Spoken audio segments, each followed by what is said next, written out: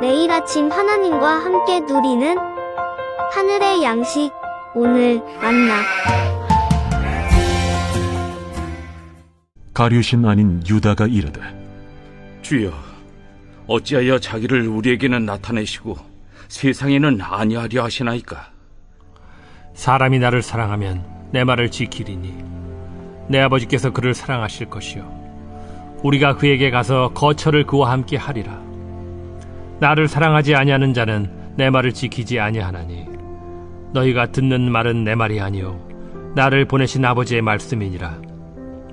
내가 아직 너희와 함께 있어서 이 말을 너희에게 하였거니와 보혜사 곧 아버지께서 내 이름으로 보내실 성령 그가 너희에게 모든 것을 가르치고 내가 너희에게 말한 모든 것을 생각나게 하리라. 평안을 너희에게 끼치노니 곧 나의 평안을 너희에게 주노라.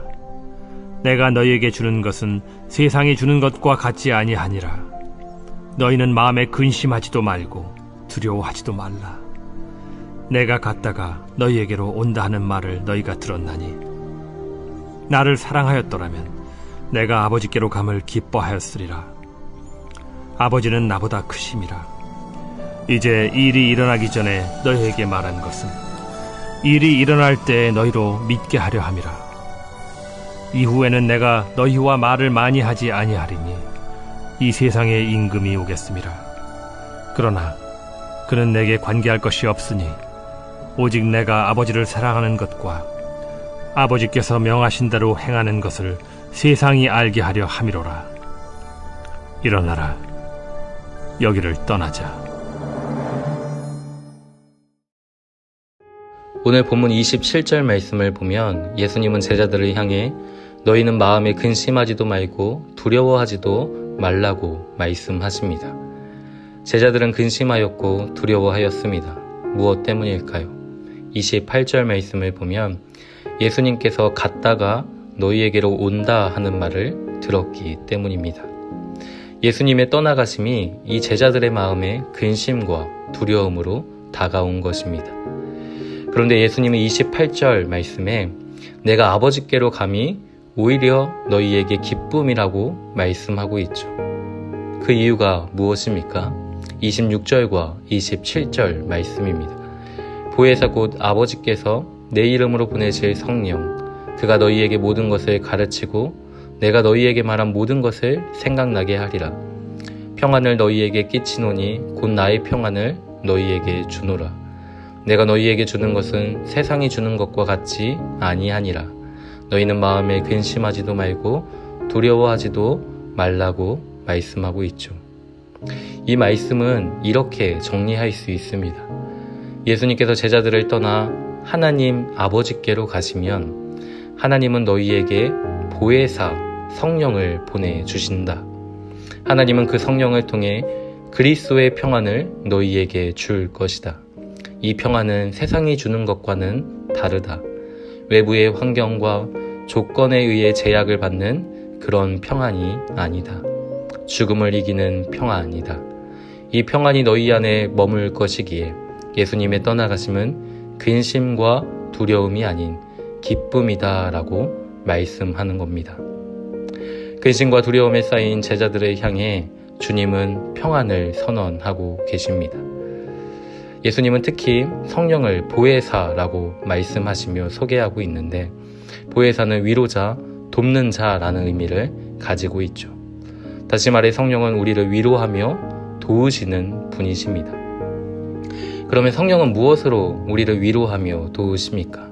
26절 말씀을 보면 성령은 너희에게 모든 것을 가르치고 예수님께서 너희에게 말한 모든 것을 생각나게 하신다고 말씀하고 있습니다. 진리를 가르치시는 것이죠. 그래서 17절 말씀을 보면 성령을 진리의 영이라고 말씀하는 겁니다. 진리의 영이신 성령께서 우리에게 진리를 가르치실 때 우리는 위로를 얻게 된다라는 것이죠.